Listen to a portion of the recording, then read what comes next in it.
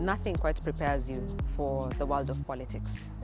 Not even the workshops I attended actually prepared me for the experience I would face, from how costly it can be, from facing electoral violence, dealing with self-identity issues, trying to fundraise, balancing domestic responsibilities, dealing with family members who are deterring you from pursuing your leadership ambitions. So it's quite a lot.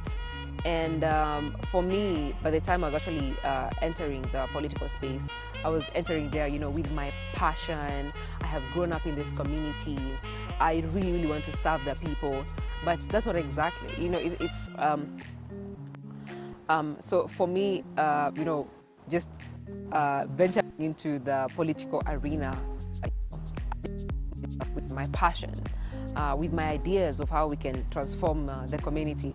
But people want more than that.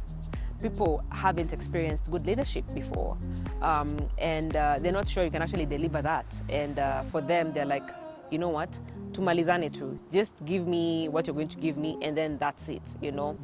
From especially the senior electorate, the senior men wondering, what are you doing? Like, you're very, very young, you're not married, you've not even finished your education. What are you trying to tell us that you're actually going to transform this community? What if tomorrow you get married and you decide to go live in another county? And some of them even wondering, what agenda do you have for men? Because most of the time, when you're campaigning, you're probably talking about your agenda for women and young people, and you forget that the community is actually not made up of young people and women alone. It's made up of so many other people, the elderly, the men in the community, so people are very, very curious, but then very skeptical in terms of entrusting leadership to a young woman, and not even just a young man, a young woman. So people are just seeing it through that lens, because when you think about it, half the time as a woman, you're very, very concerned about how you show up in political spaces, because you're going to be judged harshly by the lipstick you wear, by the color of your hair, by the the length of your dress, the length of your skirt, So half the time you're like, oh my God, and that takes away time that you could have actually invested in thinking about the policies that you need to share with community members to understand where you're coming from, by the mere fact that you are actually campaigning to win this political seat.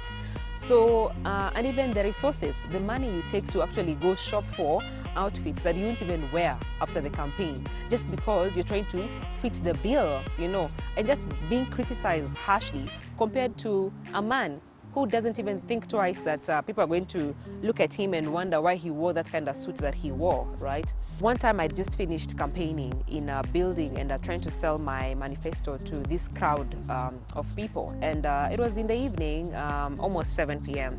And I remember when I was exiting the building, someone tried to pull down my skirt. And I shouted and I said, "Who is that? I mean, nani huyo? Like, why would someone do that, And I remember people around me trying to tell me, oh, Tulia, like, hush, guys are going to think that you have temper. I'm like, oh my God, temper issues? Are you kidding me? Someone just tried to strip me, and you think I have temper issues by trying to figure out what is happening? And I remember the next day I went to report the matter to the police station. And I was even more shocked by how the policemen handled that case. I remember even before they wrote down a statement, this police officer asking me, which zone was that? Is it a zone that supports Party X? And in my mind, I'm like, does it even matter, whether it supports Party X or not, So I was very surprised to learn how gender-based violence is normalized in political spaces as the cost of you participating in politics.